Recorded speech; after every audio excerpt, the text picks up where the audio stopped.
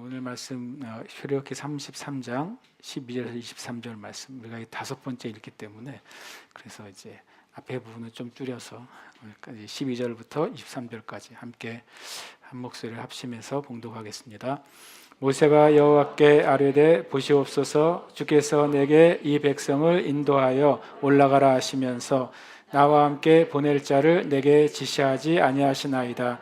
주께서 전에 말씀하시기를 나는 이름으로도 너를 알고 너도 내 앞에 은총을 입었다 하셨사온즉 내가 참으로 주의 목전에 은총을 입었사오면 원하건대 주의 길을 내게 보이사 내게 주를 알리시고 나로 주의 목전에 은총을 입게 하시며 이 족속을 주의 백성으로 여기소서. 여호와께서 이르시되 내가 친히 가리라. 내가 너를 쉬게 하리라. 모세가 여호와께 아뢰되 주께서 친히 가지 아니하시려거든 우리를 이곳에서 올려보내지 마옵소서.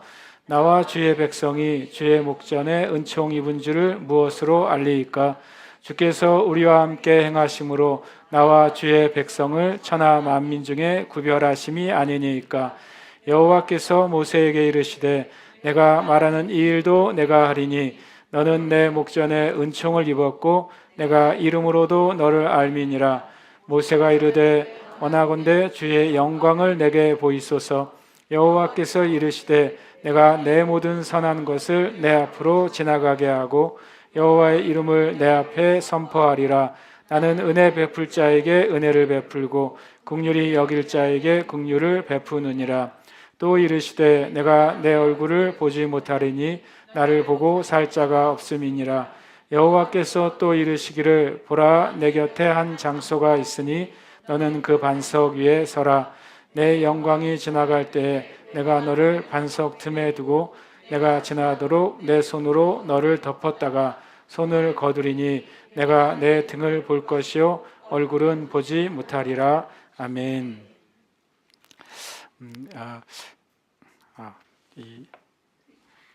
이 모세의 중보기도는 여섯 번째 시간, 우리가 이제 오늘까지 해서 이제 33장을 좀 마치려고 하고 있습니다. 이 12절에 보면 모세가 여호와께 아뢰되라고 이제 말씀을 시작해요. 하도 이제 모세가 시내산에 올라갔다 내려갔다를 많이 하니까 8번이나 하니까 제가 가끔 읽다가 제가 이게 지금 시내산 위야 시내산 아래야 막 이렇게 한 번씩 점검을 해야 되는 장이 출애굽기. 근데 이 말씀을 제가 이렇게 보다가 모세가 여호와께 아뢰되, 제가 말한 것처럼 이것이 시내산 위인가 시내산 아래인가 이제 생각하게 되잖아요. 그런데 이 11절까지의 말씀을 우리가 한번 보게 됐어요. 그러니까 보면은 지난주에 이제 나눈 것처럼 이 11절까지 보시면 죄송해요. 7절부터 11절까지가 지난주에 이제 마치 전편과 후편 사이에 막간에 들어간 어떤 특별한 광고 같다고 제가 그랬잖아요. 그런데 이 말씀에 보니까 7절과 11절이 왜 나왔을까? 그 생각을 제가 이제 했어요. 그러니까 실은 12절은 11절 다음에 이어지잖아요. 마치 이제 12절을 말할 때 12절의 상황이 어떤 상황인지를 한번 보여주고 있다는 생각을 제가 가졌어요. 결국에는 12절에 모세가 여호와께 아뢰되, 이것은 언제 주님과 한 대화가 되는 거죠? 7절과 11절 말씀으로 보면 바로 모세가 회막에 들어가서 하나님과 나눈 대화라는 사실을 우리가 알 수 있어요. 왜냐하면 34절에 보면 주님이 34장에 보면 34장 2절에 보면 아침까지 준비하고 아침에 시내산에 올라와 산 꼭대기에서 내게 보이되 라고 말해요. 그러니까 하나님이 이 34장에 네가 올라와라 라고 말씀하셨기 때문에 이 33장의 하나님과의 대화는 결국에는 목소리가 커졌다 작았다 해가지고 고정을 해주시면 좋겠습니다. 말이 잘 안 돼요. 네, 이걸로 고정해 주세요. 그러면요. 그러면 이제 이것이 이제 회막에서 하나님과 대화하는 것이라는 사실을 좀 볼 수 있어요. 그래서 제가 이런 생각을 했어요. 그러니까 모세는 시내산에 올라가서 특별한 장소, 특별한 그 영광 가운데서 주님을 만났지라고 생각을 하게 되는데, 실상은 모세는 매일의 그 삶 가운데 하나님을 만나고 하나님을 대화했다는 거잖아요. 그래서 우리가 지난주에도 비슷한 말씀 나눴지만, 우리가 하나님을 만날 수 있는 장소, 하나님을 만날 만한 장소는 바로 내가 있는 이 자리라는 것입니다. 그것을 진심으로 이제 깨닫게 되기 시작하는 사람은 내 삶에 주님과 동행하는 일종의 어떤 문이 열리는 것 같아요. 근데 그게 이제 내 안에, 내가 지금 기도해야 되는데, 하나님의 뜻을 구해야 되는데, 아니면 하나님의 뜻이 무엇인지 이런 생각을 갖는데, 언제 내가 가서 기도하지? 언제 내가 하나님의 뜻을 구하지? 라는 생각을 우리가 가지고 있다면, 아직은 우리가 모세가 주님과 나누는 대화의 은혜 안에 실은 들어가지는 못한 거예요. 다시 말하면 특별한 장소, 특별한 시간, 특별한 분위기나 환경 가운데서만 내가 주님의 뜻을 듣거나 주님과 교제할 수 있다면, 그것은 하나님이 우리에게 주신 그 은혜 안에 실은 온전히 들어가지 못한 것이죠. 당연히 이제 함께 모여서 예배하는 그 예배 시간에 우리가 하나님의 은혜를 경험하거나 주님 말씀하시는 것을 또 경험할 수 있죠.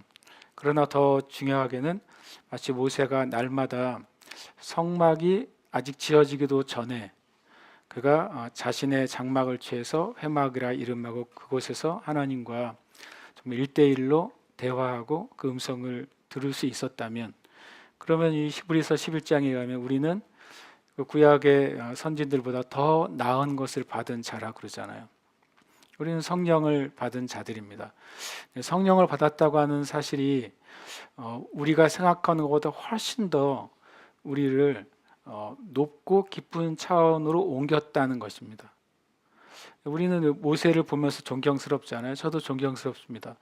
다윗을 보면 존경스럽죠. 그리고 또 성경의 다니엘이나 또는 이사야나 에스겔이나 그런 선지자를 보면 엄청 존경스럽고 부러워요. 그러나 성령이 우리에게 임했다고 하는 것은 우리가 정말 존경스러워하고 부러운 영적인 삶을 살았던 구약의 모든 선지자들 이상으로 우리에게는 더 큰 은혜의 가능성이 주어졌다는 사실이에요. 그것을 우리가 잘 모르는 게 문제지 주어지지 않은 게 문제가 아니다. 저와 여러분은 더 큰 은혜의 가능성 안에 들어간 것이죠. 그래서 저는 이번에 12절부터 계속 묵상할 때 이 말이 은혜가 됐어요. 모세가 여호와께 아뢰되, 이것은 특정한 시내산에 하나님의 영광이 임한 상황에서 한 대화가 아니라 이스라엘 백성이 머무는 그 똑같은 장소, 또 똑같은 환경 가운데 모세가 하나님께 나아가서 하나님과 교제했던 은혜로구나 하는 생각이 듭니다. 저와 여러분이 할 수 있으면 시간을 내서 또 이 예배의 장소에 와서 기도하고 예배하면 좋습니다. 그러나 또 그렇게 못할지라도 여러분의 가정이나 또는 여러분의 일상의 어느 삶 가운데 하나님 앞에 나아갈 수 있습니다. 때로는 나는 그럴 여유나 시간도 없어요 라고 하신다면, 여러분이 여러분의 일을 하면서 성령 안에서 영으로 기도하면서 하나님을 만날 수 있습니다. 할 수 있는 일이죠. 할 수 있는 일이고, 그렇게 하도록 우리에게 성령을 주셨고, 성령 안에서 하나님 우리와 만나시고, 성령 안에서 예수 그리스도께서 우리에게 말씀하시는 거예요. 저는 우리 교회가, 또 우리 교회 형제 자매들이 그 은혜 안으로 들어가야 된다고 믿습니다. 그 은혜가 제일 큰 은혜고, 그것이 저는 그것을 아는 교회로부터 진짜 부흥이 시작된다고 믿어요. 그 부흥의 은혜가 이제 그렇게 다가오고 있다고 저는 생각합니다. 그래서 여러분이 그 은혜를 계속 구하십시오. 내가 정말 일상의 삶 가운데 하나님을 경험하고 일상 안에서 주님과 소통하고 그리고 주님 안에 거하는 삶으로 가게 해주십시오라고 구하시길 바랍니다. 그러면서 이제 계속 말이죠. 보시옵소서, 주께서 내게 이 백성을 인도하여 올라가라 하시면서 나와 함께 보낼 자를 내게 지시하지 아니하시나이다. 주께서 전에 말씀하시기를 나는 이름으로도 너를 알고 너도 내 앞에 은총을 입었다 하셨사온즉. 이게 참 재미있는 표현인데, 하나는 이 모세가 아론이 자기와 함께 백성을 인도할 자가 아니라고 생각했나 봐요. 그러면서 자기의 혈육이 아니라 누군가가 자기와 함께 해야 될 지도자 또는 자기를 이어갈 사람이 누군지를 주님께 구합니다. 33장에서는 하나님께서 여호수아를 직접 언급하지는 않으십니다. 그러나 이후에 분명히 여호수아를 주님께서 너의 다음 사람으로 세우고 또 기름 부으실 것을 말씀하시죠. 그러면서 주께서 전에 말씀하시기를 나는 이름으로도 너를 알고 너도 내 앞에 은총을 입었다. 이게 되게 관용적인 표현인데, 나는 너와 개인적인 관계, 친밀한 관계이다라고 말씀하시는 거예요. 우리가 하나님이라고 말할 때 하나님이란 이름 자체가 우리 마음 깊은 곳에 어떤 거리를 느낄 수 있는 이름이라고 생각해요. 하나님이란 이름이 엄청 가깝고 친밀하게 느껴지거나, 아니면 하나님이란 이름이 엄청 멀리 계신 신으로 느껴지거나, 또 하나님이란 이름이 크고 무섭고 두려운 분으로 느껴지거나, 그건 여러분이 하나님을 불러보시면 알아요. 한번 불러보세요. 하나님 이렇게 불렀을 때 하나님에 대한 그 거리가 어떤지, 그게 실은 우리가 하나님을 경험하고 있는 실제입니다. 그 실제예요. 그 하나님이 정말로 내가 어떻게 느껴지는지가. 자, 우리가 이 하나님께서 먼저 모세에게 이렇게 말씀하신 것이죠. 나는 이름으로도 너를 알고 너도 내 앞에 은총을 입었다. 너와 내 사이에는 실은 거칠 것이 없다고 말씀하는 거죠. 그래서 최소한 저는 모세에 있는 영성 중에 하나는 뭐냐면, 진짜 하나님 앞에 정직한 사람인 것 같아요. 처음 하나님이 모세를 만나셨을 때도 실은 4번이나 하나님을 화나게 했잖아요. 너무 정직해가지고 나는 아니에요 이렇게 말하고, 마치 사람을 잘못 택하신 거예요 라고 말하는 것처럼, 그것은 이제 모세의 가장된 겸손이 아니잖아요. 하나님 앞에 자기 있는 모습 그대로를 자기가 얘기하고, 근데 그 하나님이 이미 모세를 선택하셨고 모세를 인도하시고 결정하셨기 때문에 그 일이 일어난 것이죠. 저 여러분이 하나님 앞에 개인적으로 정말 정직하시길 축복합니다. 정직하다고 하는 것은 마음에 있는 걸 주님께 그대로 얘기하는 거예요. 그리고 마음에 있는 걸 다 말한 다음에 주님의 뜻을 구하는 거예요. 그리고 정직하게 제 마음은 이렇고 제 생각은 이렇고 제 의지는 이렇지만 나는 하나님의 뜻과 하나님의 계획과 목적에 제가 순종하겠다고 고백하는 겁니다. 네, 그럴 때 우리가 하나님의 인도하심을 받는 게 쉬워져요. 그러나 이제 때로는 마치 우리가 기도는 하는데, 은혜로운 기도는 하는데 정직한 기도는 안 할 때가 있어요. 굉장히 은혜롭고 영적인 기도를 하지만 마음에 숨어 있는 것을 다 주님께 쏟아내지는 않는 거죠. 저는 다 쏟아낼수록 유익은 우리 자신에게 있다고 믿습니다. 저도 개인적으로 기도할 때 이렇게 방언으로 기도하고 또 말씀을 가지고 기도하는데, 제일 큰 은혜가 임할 때가 언제냐면 주님께 내 마음을 있는 그대로 말한 이후예요. 내 마음을 있는 그대로, 어떨 때는 감정이나 내 숨어있는 태도나 목적이나 이것을 주님께 다 말한 이후에 제게 오는 은혜가 제일 크더라고요. 그때 하나님이 내 마음에 있는 의도를 다 꺼내놨는데, 만약에 게임으로 치면 내 패를 다 보여드려야 되는 거죠. 다 보여드렸을 때 마치 하나님이 제가 있는 감정을 다, 이거는 잘못된 거야, 이건 네가 가져서는 안 되는 감정이나 태도야, 이것은 네가 잃어버리지 않아야 돼, 이 마음이나 이런 태도, 이렇게 마치 저에게 점검해 주실 때가 있어요. 그래서 할 수 있으면 제일 좋은 게 뭡니까? 다 꺼내놓는 거죠.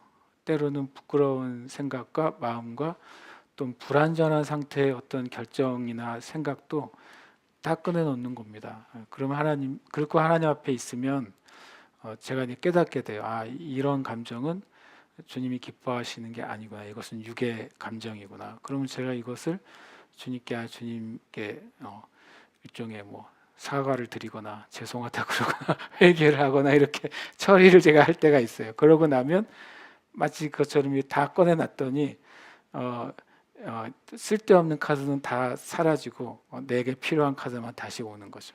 그러면 제가 이제 생각도 정리가 되고 감정도 정리가 되고 그리고 어떤 하려고 하는 계획도 정리가 돼요. 굉장히 저는 그런 시간이 저한테는 오히려 은혜 있는 시간이라고 생각이 듭니다. 그리고 이제 또 말합니다. 주님이 이렇게 말씀하지 않았습니까? 저와 친밀한 관계라고. 그러면 내가 참으로 주의 복전에 은총을 입었사오면 원하건대 주의 길을 내게 보이사 내게 주를 알리시고 나로 주의 복전에 은총을 잊게 하소서. 내가 주님께 얻기 원하는 은총은 뭐냐면 주님의 길입니다 라는 거예요. 주님의 길, 주님의 계획이라고 이제 세번역 성경은 주님의 계획을 가르쳐 주세요 라고 말한 것이죠. 두 가지 때문인 거죠. 하나는 모세가 예상한 대로 이스라엘 백성이 반응을 안 해요. 예상한 대로 이스라엘 백성이 움직여지질 않습니다. 그러니까 내가 이스라엘 백성을 어떻게 인도하겠다, 어떻게 다스리겠다 하는 것을 내려놔야 되는구나 라고 한 사실을 모세는 명확하게 이해한 것이죠. 그리고 또 하나 분명히 모세는 실제로 모르기도 한 것이죠. 앞으로 어떻게 해야 될지도 실제로 모르기도 한 거예요. 그동안에 예측했던 것이 아니고 그리고 실제로 이 백성을 어디로 인도해야 되는지에 대해서 모르겠기 때문에 말한 거죠. 저는 이것도 정직하면서도 하나님 앞에 진실한 기도를 드리고 있다고 생각합니다. 그리고 이제 주님이 우리가 뒤에 보면 이제 성막을 짓게 하시죠. 그리고 성막을 제사장들이 매게 하시죠. 그래서 길을 보여주시는데 어떤 방식으로 보여주십니까? 뭐 좌표를 찍어주시는 게 아니라 하나님의 영광이 가는 방향을 따라 가는 방법을 알려주신 거예요. 그것이 이제 이스라엘 백성이 가는 길인 거죠. 그래서 저는 이것을 이제 우리의 신약에 적용하자면 구약에서는 주님의 구름 기둥이 내려오면 그 내려올 때 짐을 싸잖아요. 그게 떠오를 때 출발하는 거예요. 그리고 하나님을 따라가는 거죠. 그렇잖아요. 그럼 내 삶에 적용하려면 어디에 하나님의 그 은혜와 영광과 기름 부음이 있는지를 우리는 잘 살펴봐야 돼요. 어디에 있는가? 환경에 있는가? 아니면 내가 내 마음과 영이 이렇게 동하는 곳이 어디인가? 그리고 내 영이 기쁘고 마음이 평강이 있는 곳은 어디인가? 그거를 살펴보면 돼요. 그러면 그것을 따라서 걸을 수 있게 됩니다. 그때 하나님께서 이 족속을 주의 백성을 여기서 서라고 말할 때 여호와께서 이르시되 내가 친히 가리라 내가 너를 쉬게 하리라 그래요. 그러니까 이제는 이 이후부터는 이제 모세가 고민하고 또 머리를 쥐어짜고 이스라엘 백성을 어떻게 인도할지 또 어떻게 다음 행로를 정할지 하지 않게 해주겠다라고 말해요. 쉼을 얘기합니다. 네. 이 세번역 성경은 다른 표현 썼어요. 그리하여 내가 안전하게 하겠다라고 말합니다. 저는 그냥 이 말씀 그대로를 그냥 우리가 묵상해도 좋을 것 같아요. 하나님이 함께 하시는 삶, 하나님이 인도하시는 삶은 내가 하나님의 인도하심 가운데 있는지 함께 하신 가운데 있는지를 어떻게 알 수 있을까요? 내 영혼의 안식이 있으면요. 내가 어떤 일을 하는데 계획하는데 내 영혼에 계속 파도가 치고 불안하고 그리고 마음에 염려가 계속 나온다면 우리는 내가 하나님의 인도하심이나 하나님의 은혜 가운데 있지 못한 증거예요. 모든 서신서 처음이나 끝에 있는 재미있는 표현이 있습니다. 뭐냐면 하나님 아버지와 주 예수 그리스도의 은혜와 평강이 너희 가운데 있을지어다. 이게 제일 확실한 증거입니다. 내가 무슨 일을 할 때, 또 하려고 할 때, 하고 있을 때 내 마음 안에 하나님으로부터 예수 그리스도로부터 오는 은혜와 평강이 있는가, 이거 한번 확인하면 돼요. 그리고 은혜와 평강이 있는 방향으로 내 발걸음을 인도해 놓으면 됩니다. 그러면은 그것이 우리가 하나님과 함께 하고 있다는 증거고, 또 하나님과 함께하는 길을 선택하는 길이 됩니다. 그리고 이제 모세가 여호와께 아뢰되 주께서 친히 가지 아니하시려거든 우리를 이곳에서 올려보내지 마옵소서. 모세가 이제 의심으로 이 말을 계속 말하는 것이 아니라, 그래서 확인하고 있습니다. 주님이 함께 하시는 것이 다른 그 어떤 것보다 중요하다고 말하는 겁니다. 그래서 우리는 이런 식의 고백을 좀 할 필요가 있어요. 주님이 나와 함께 해주셔서 감사합니다. 요즘 이제 자기 전에 매일 읽는 성경은 시편 91편이에요. 시편 91편이 이제 요즘 이제 저의 이제 계속 매일 자기 전에 읽는데 주님의 보호가 있는 시편이죠. 거기에 보면 네가 여호와를 너의 피난처로 삼았으므로, 하나님이 이제 밤에도 낮에도 다 보호하시겠다고 말씀하세요. 1000명 만명이 네 좌우에서 쓰러져도 내가 너를 보호하겠다 말씀하시고, 내가 천사를 보내서 네 발이 땅에 부딪히지 않게 하겠다 말씀하시고, 보호의 시편이죠. 저는 자기 전에 요즘 이제 시편 91편을 이제 한 번씩 보고 잡니다. 제일 좋은 것은 주님이 함께 하시는 것입니다.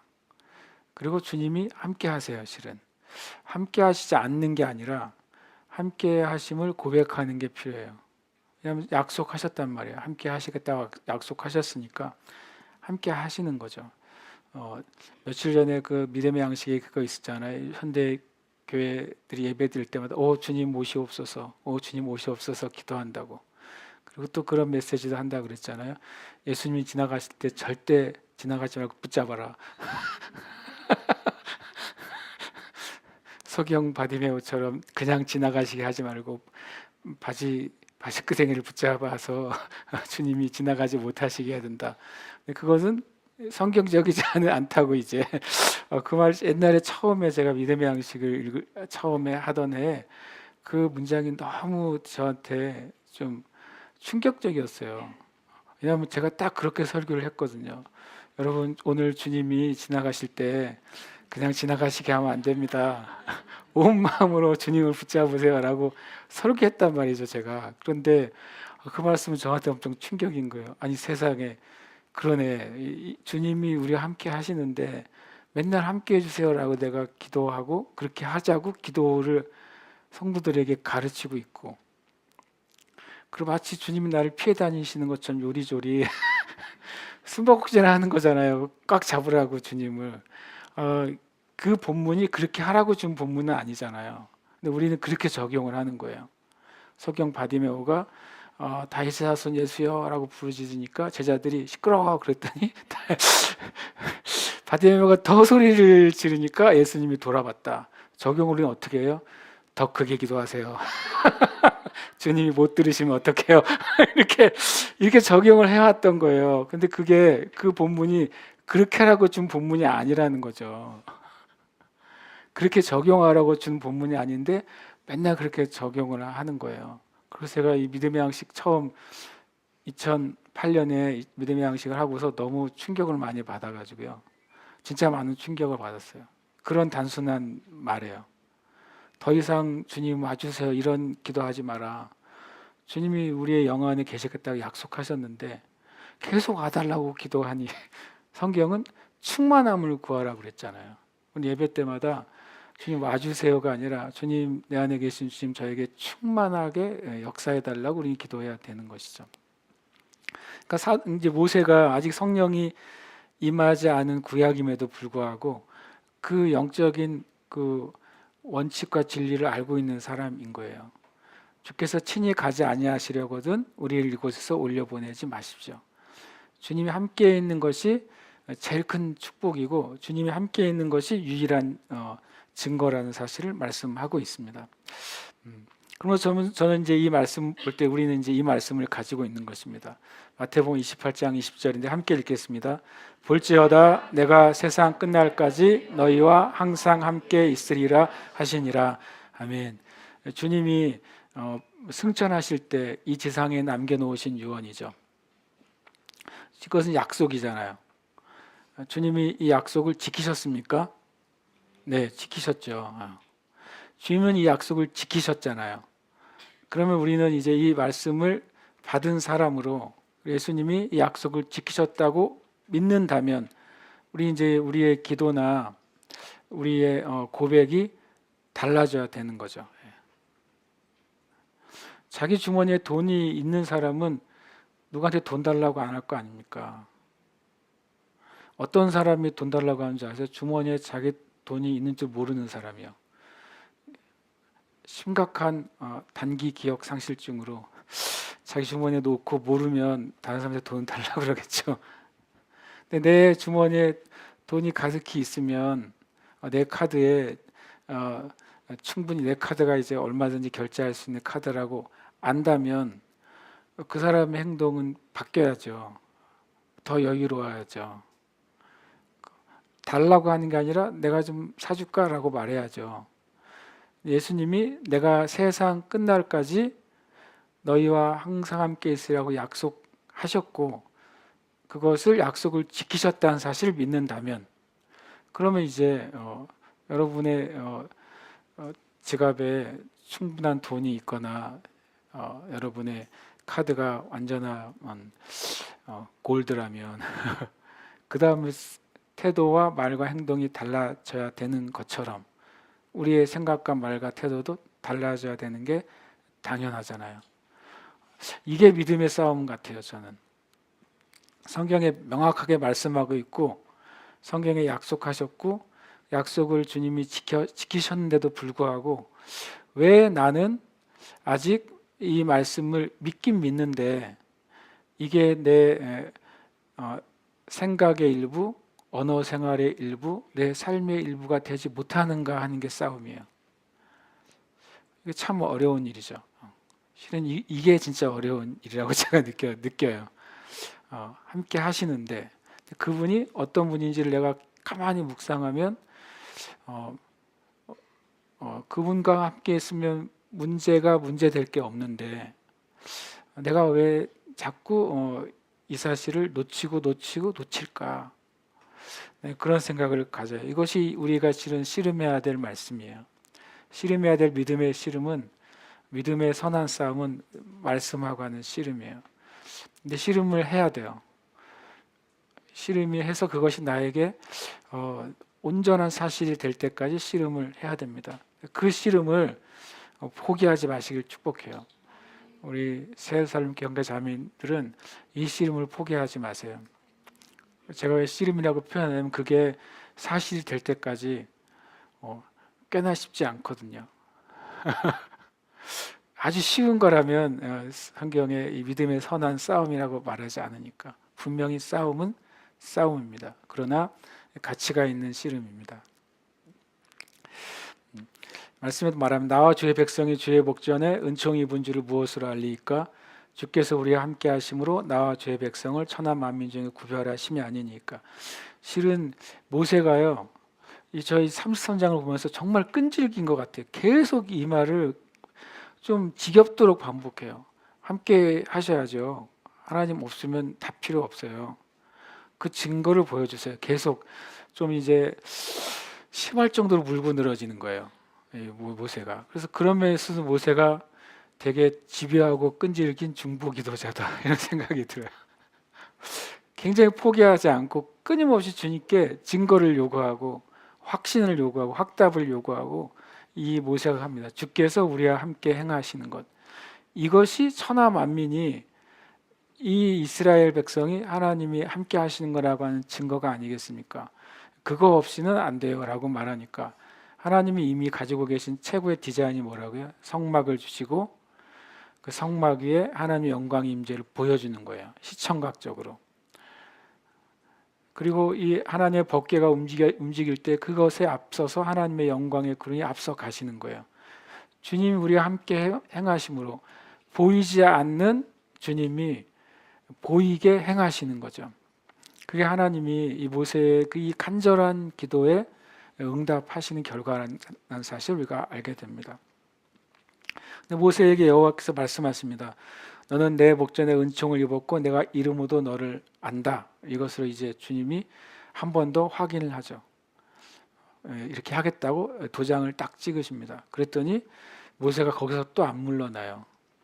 이 정도 했으면 아멘 해야 되는데 노멘이 아니라 계속 모세는 너무 정확한 것을 이제 이스라엘 백성에게 가져다 주기를 바래요. 그러면서 주의 영광을 내게 보여주세요. 그래요. 주의 영광을 내게 보여주세요. 그 말은 이 33장 18절 이전에 모세는 주의 영광을 보지 못했다는 거잖아요. 주의 음성을 들었고 주님이 계시다는 사실을 알았고 그 놀라운 임재 가운데 있었지만 모세가 정말 자기의 눈으로 영광을 보게 해달라고 말합니다. 그래서 굉장히 이제 대단한 요청이죠. 하나님 앞에 이 영광을 내게 보여달라고 했던 사람이 또 누가 있었던가 싶어요. 제가 보기엔 없었던 것 같아요. 영광을 직접적으로 보게 해달라고 요청한 사람은 모세가 유일해요. 그런데 요청도 안 했는데 본 사람들은 있어요. 예수님의 세 제자는 요청은 안 했는데 변화상에서 그 영광을 봐버리잖아요. 그리고 또 성경에 여러 번 여러 사람들이 주의 영광을 보기도 하죠. 근데 주님이 이제 말합니다. 내가 내 모든 선한 것을 너 앞으로 지나가게 하고 여호와의 이름을 내 앞에 선포하리라. 모세는 영광을 보여주세요 그랬어요. 그런데 하나님의 답은 내 선한 것을 너 앞에. 그러니까 영광을 본다고 하는 것은 영광을 내가 보았다라고 말할 때 뭘 깨닫는 거냐면 하나님이 선하시다는 걸 깨닫는 겁니다. 모든 일에 모든 역사에 하나님은 전적으로 선하시다는 사실을 깨달은 거예요. 만약에 누가 남들이 안 보는 어떤 거를 딱 보았다고 내 걸 봤어 라고 말할 거 아니에요. 누군가가 하나님의 영광을 경험한 사람은 그의 삶에 뭐라고 말하게 될까요? 하나님이 항상 옳다고 말하는 거예요. 하나님은 항상 옳으세요. 어떤 사람이 너무너무 정말 내가 감당할 수 없는 일을 겪고 있어요 라고 말할 때 그러나 하나님은 선하시고 또 옳으시고 좋은 길로 인도하실 거라고 자신 있게 말하는 거죠. 왜냐하면 영광이 그거예요. 하나님의 영광의 내용은 선한 것입니다. 그리고 옳은 것입니다. 그래서 하나님의 선한 것을 뭐라고 표현하냐면 나는 은혜 베풀 자에게 은혜를 베풀고 긍휼히 여길 자에게 긍휼을 베푼다. 하나님을 정말 만나면 뭘 깨달냐면요. 하나님은 누군가에게 은혜를 베푸시다면 은혜 베푸실 만한 이유가 있으시고 은혜 베푸신 목적이 있으시고 그 은혜 베푸는 것이 합당하신 거예요. 근데 우리는 거기에 자꾸 왜라고 붙이잖아요. 왜 저 사람에게 주신 은혜는 나한테 안 주시죠? 좀 냉정하게 말하면 그 사람이 받을 만해서 받아요. 나는 받을 만하지 못해서 받지 못하나? 그렇지는 않아요. 하나님 내게 주실 은혜가 있어요. 다만 내가 그 다른 사람과 다른 형제 자매와 비교할 필요는 없어요. 그렇지만 하나님은 근원이 한 분이시잖아요. 하나님은 한 분이시기 때문에 그 은혜 안에 우리가 있으면 되는 것입니다. 저는 저와 여러분이 오늘 밤에도 우리가 말씀 끝나고 기도할 때 하나님의 그 선하심을 경험하시길 축복합니다. 나를 향한 또 나를 위한 그 내 모든 것에 대한 하나님은 선하시다. 그것을 우리가 고백하게 되시기를 축복합니다. 그러면서 이제 또 말씀하십니다. 내가 내 얼굴을 보지 못하리니 나를 보고 살 자가 없음이니라. 그러니까 육신으로 하나님을 보게 되면 유한한 존재인 육체가 그리고 거기다가 더 죄로 말미암아 타락해서 죽음을 가지고 있는 육체죠. 그 제가 영원하신 하나님을 만나게 될 때 그 둘의 그 존재가 만나게 될 때 인간의 존재는 견딜 수가 없게 된다고 말씀하시는 거예요. 태양이 아무리 좋다 그래도 태양 가까이 가면 우리 존재가 다 녹아서 사라질 거 아니에요. 이 물질 자체로만 본다면. 그것처럼 하나님 앞에 불완전한 우리가 육으로 만약에 나아간다면 살자가 없다고 분명히 말합니다. 근데 주님이 이제 기도에 응답하시기 위해서 하나 방법을 내시죠. 내 곁에 한 장소가 있으니 너는 그 반석 위에 서라라고 말씀하시고, 내 영광이 지나갈 때 내가 너를 반석 틈에 두고 내가 지나도록 내 손으로 너를 덮었다가, 굉장히 이제 인간적인 표현이잖아요. 그럼 하나님이 손이 있으시나 뭐 이렇게 표현하지만 이것은 이제 인간이 이해할 수 있는 방식으로 하나님 말씀하시는 거죠. 손을 거두리니 내가 내 등을 볼 것이요 얼굴은 보지 못하리라. 이것도 참 재밌는 표현이에요. 하나님의 영광의 일부를 모세가 육 안으로 보게 됩니다. 그것은 정말 특별한 사건이죠. 아마 모세는 이 영광을 본 다음에는 어떤 상황에 있어서도 그 마음의 생각이 요동하거나 변치 않았을 것입니다. 정말 기도하기는 저와 여러분이 그 은혜를 늘 경험하게 되기를 축복합니다. 제가 이렇게 표현하면 출애굽께서는 말했어요. 네가 내 등을 볼 것이고 얼굴은 보지 못하리라. 만약에 우리가 출애굽기만 묵상하면 주님 저에게 주님의 등을 보여주세요. 이렇게 기도해야 되나요? 아니 그렇게 적용할 수도 있겠더라고요. 우리가 구약만 있다면 이런 식으로 묵상을 하게 되는 거죠. 주님 저에게도 모세처럼 주님의 등을 보게 주시옵소서 이렇게 기도할 수 있어요. 그러나 성경은 더 좋은 게 우리에게 있다는 사실을 제가 이제 깨달았어요. 내가 모세가 경험했던 그 은혜보다 더 큰 은혜가 우리에게 있다는 사실이 저는 굉장히 놀라워요. 이 말씀 한번 같이 읽어보겠습니다. 시작. 우리가 지금은 거울로 보는 것 같이 희미하나 그때에는 얼굴과 얼굴을 대하여 볼 것이요 지금은 내가 부분적으로 아나 그때에는 주께서 나를 아신 것 같이 내가 온전히 알리라. 아멘. 이 고린도전서 13장 12절은 우리가 사랑장이라고 이름한 그 장의 맨 마지막에서 두 번째 있는 절이죠. 그 다음에 이제 믿음, 소망, 사랑은 항상 있을 것이나 그 중에 제일은 사랑이라는 문장으로 13장이 마무리가 되는데 그 바로 전절이죠. 그래서 이 절을 가지고 어떤 분들은 이제 그때를 뭘로 보냐면 뭐 성경이 완성된 때다. 그러니까 그 앞에 있는 뭐 우리가 지금은 예언도 폐하고 뭐 다 폐하니까 은사가 끝났다라고 하는 엉뚱한 적용으로 이 말씀을 이해해요.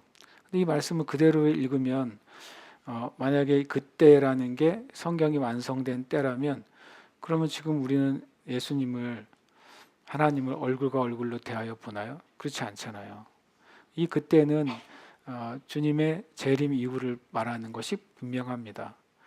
그때는 우리가 천국에서 하나님과 영원한 놀라운 그 영광 가운데 있는 때라는 사실을 우리는 압니다.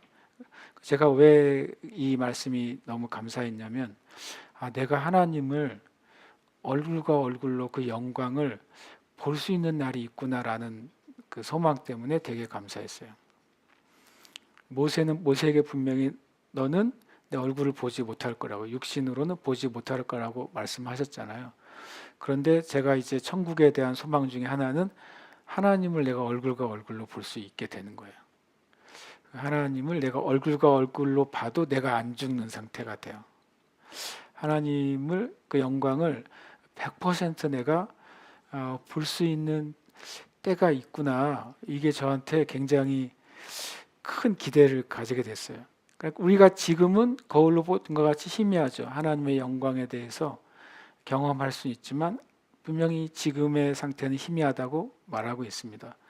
그리고 하나님에 대해서 아는 것도 우리의 지식으로는 부분적으로 아는 것이 현대라고 분명히 성경은 말씀하고 있고, 하나님의 모든 그 존재와 또 계시에 대해서 한 사람이 다 알지 못하고 하나님이 나누어 주시는 은혜대로 우리가 알고 있다는 사실을 우리가 알 수 있습니다. 그러니까 내가 받은 은혜나 내가 받은 영적인 진리나 계시가 다가 아니라는 사실 우리는 말할 수 있어야 돼요. 왜냐하면 다른 형제 자매가 하나님 앞에 경험한 그 진리와 또 영감과 계시도 우리 들을 수 있죠.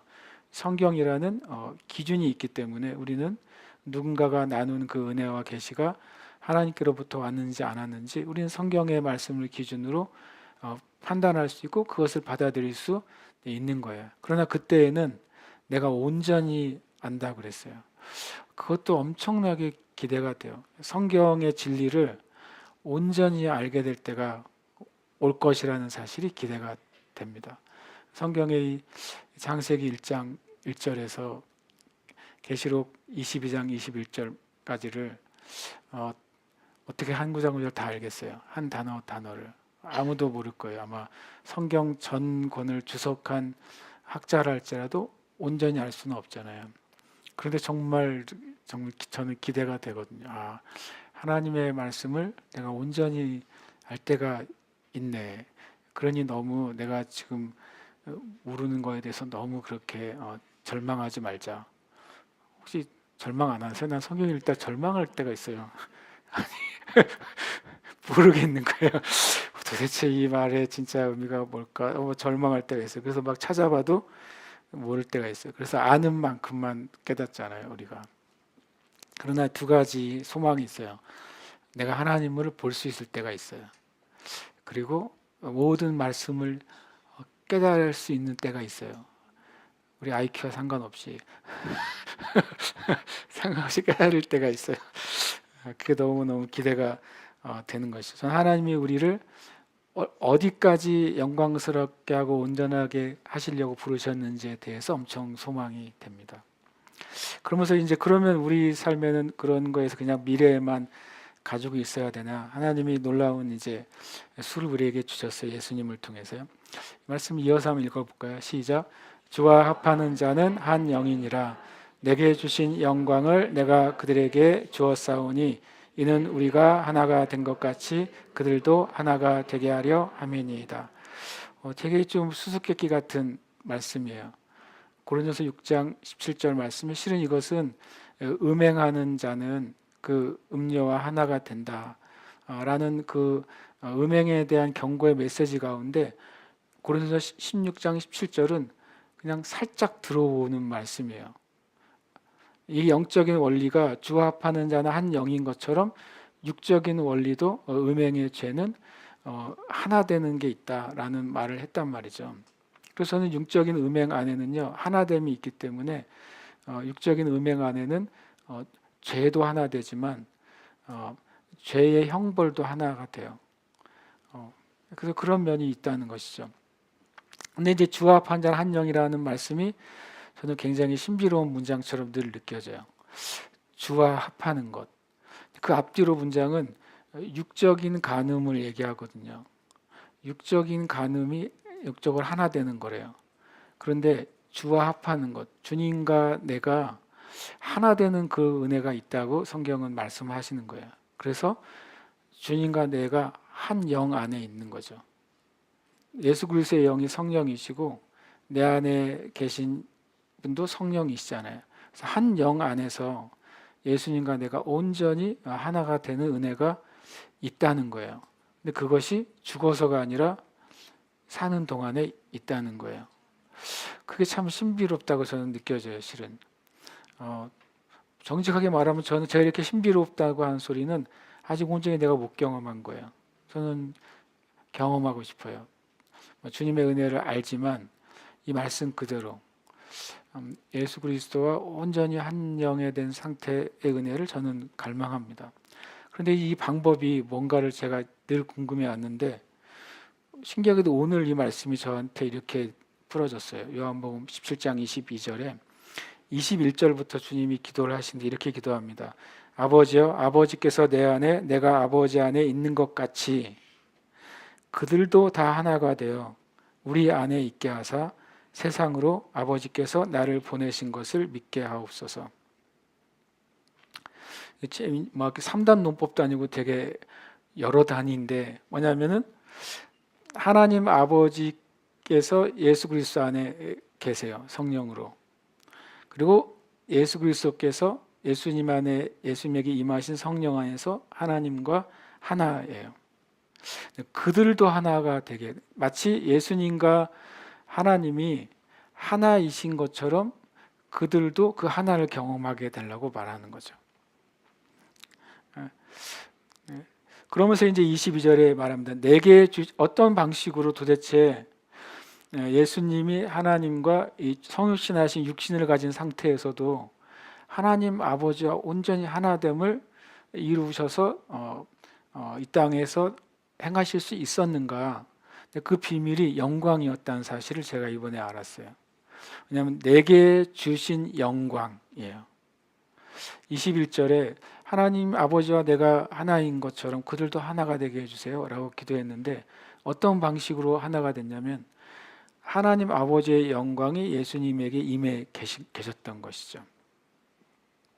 하나님 아버지의 뜻과 하나님 아버지의 목적과 하나님 아버지의 그 사랑과 하나님 아버지의 그 권능이 예수님 안에 100% 있으셨던 거예요.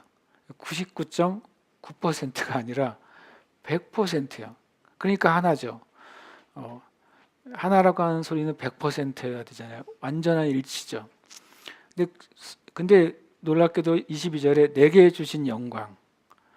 이게 놀랍잖아요.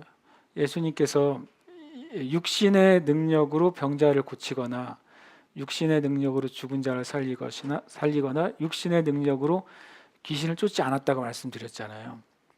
우리와 같이 되셨다 그랬으니까 우리와 똑같이 되셨다 그랬으니까 육신의 능력을 하신 게 아니라 사도 베드로가 말한 것처럼 하나님께서 나사렛 예수에게 성령을 한없이 부어주셔서 하나님의 일을 하셨다고 말했거든요. 근데 그 성령을 한없이 부어주시는 것 비밀 안에 그 영광이 예수님에게 임한 거예요. 그래서 제가 내게 주신 영광을 내가 그들에게 주었사오니 이 말이 비밀이죠. 예수님께서 하나님과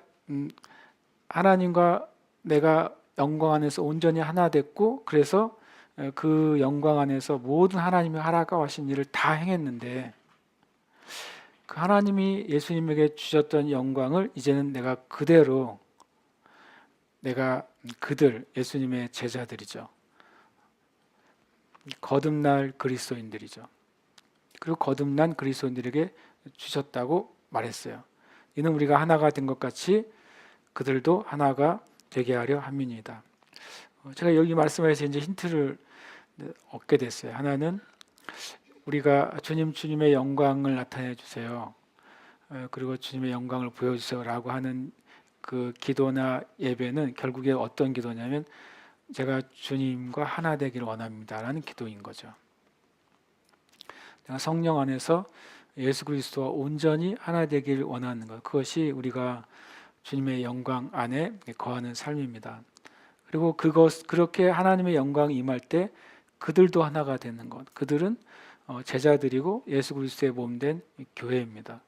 교회가 진짜 어떻게 온전한 연합과 하나됨을 이룰 수 있느냐, 그것은 주님의 영광이 교회에 임할 때예요. 주님의 영광이 임할 때 우리가 우리 안에 있는 이기심으로부터 우리가 벗어날 수가 있어요. 우리를 구성하는 요소의 제1순위가 이기심이잖아요. 우리는 내가 기뻐야 되잖아요. 내가 만족해야 되고 내가 평안해야 되고 또 내가 문제가 없어야 돼요. 그건 하나님이 주시는 게 맞는데 그것이 중심이 되는 것은 우리의 이기심이죠. 그 이기심을 초월해서 우리가 서로를 대하고 또 용납하고 사랑할 수 있는 것은 하나님의 영광이 임할 때예요. 하나님의 영광이 임할 때 우리는 우리 안에 있는 육신 안에 숨겨져 있는 이기심을 극복하게 됩니다. 우리가 함께 이 시간 이제 기도하길 원합니다. 이 말씀을 가지고 좀 기도하고 싶습니다. 오늘 잠시 기도할 때 주님, 이 고린도전서 6장 17절의 말씀을 우리가 경험하고 그 안에 있고 싶다고. 짧은 구절이 되게 은혜로운 구절 같아요. 긴 구절은 기억도 하기 어려운데 짧고 굵은 구절. 주와 합하는 자. 주님, 이 말씀의 비밀이 우리 교회 안에 풀어지게 해주십시오. 이 말씀의 비밀이 우리 사랑하는 자매들 한 사람 한 사람에게 풀어지게 해주십시오. 성경에 사무엘이 어린 아이였는데 하나님이 부르시는 그 은혜를 경험하잖아요.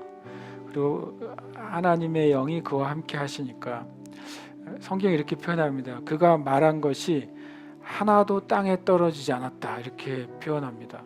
저는 그냥 예언한 것, 사무엘이 예언한 게 다 응답돼서 라고도 표현할 수 있지만, 제가 뭘 알았냐면 가만히 그걸 묵상하다가 사무엘이 하나님 만나고 그의 언어 생활 전체가 완전히 바뀌어 버린 겁니다. 그의 말이 하나도 땅에 떨어지지 않았다. 그의 예언이 하나도 땅에 떨어지지 않았다라고 말한 게 아니에요. 그의 기도가 하나도 땅에 떨어지지 않았다고 성경에 기록되지 않고 그의 말이요. 그 말은 이 어린 사무엘이 그 하나님을 만나버리고 나니까 그의 모든 삶 가운데 이제 가장 근본적인 언어 생활이 말이잖아요. 야고보서에서는 말에 실수가 없는 사람이 온전한 사람이라고 그랬으니까 성경적으로는 사무엘이 그 온전한 사람 중에 한 명이었던 거예요. 그 말이 하나도 헛되게 되는 게 없어요. 우리가 하는 많은 농담들이 땅에 떨어지잖아요. 땅에 떨어지는 거 아니에요. 또 우리가 말하는 실수의 언어들도 땅에 떨어지는 것이고, 내가 불신앙으로 하는 불신앙의 말도 땅에 떨어지는 말들이잖아요. 땅에 떨어진다는 말의 반대는 뭐예요? 하나님이 인정하시고 받으신다는 거예요. 그러면 제가 이제 하나님의 영광을 만난 사람들에게 제일 큰 변화는 뭘까 생각해 봤더니 말이라는 걸 제가 깨달았어요. 그리고 저의 말도 변화가 필요합니다. 우리가 오늘 구하고 싶은 건, 주님, 나 이 말씀의 진짜를, 그 본질을 우리가 경험하기를 원합니다. 이 교회가 주님 하나님의 영광이 임하여 있는 교회와 성도들, 하나님의 영광이 임해서 우리 안에 있는 그 모든 부정직함과 이기심과 미련함들이 제거된 주님의 몸이 되기를 원합니다. 우리 함께 이 시간 같이 기도하겠습니다.